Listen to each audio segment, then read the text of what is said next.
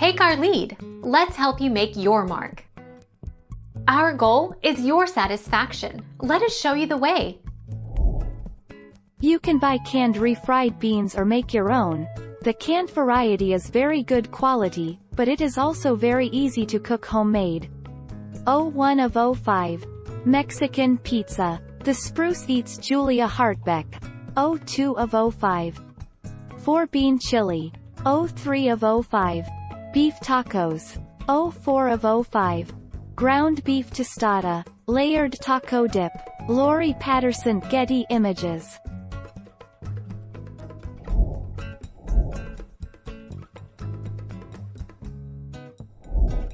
Take our lead. Bake those beans. Toss drained, rinsed dried beans with a bit of olive oil, or avocado oil, and your favorite seasonings. You can add crushed whole seeds, coriander, cumin, fennel, mustard, etc., woodsy herbs, thyme, oregano, rosemary, sage, red pepper flakes, crushed garlic cloves, and of course salt and pepper.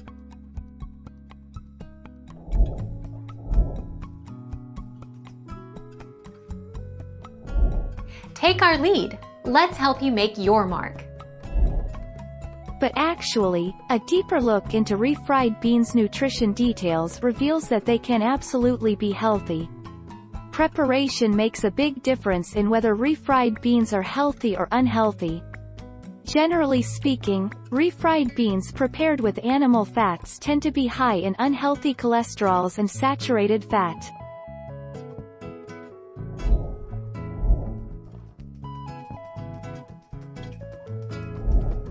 Take our lead.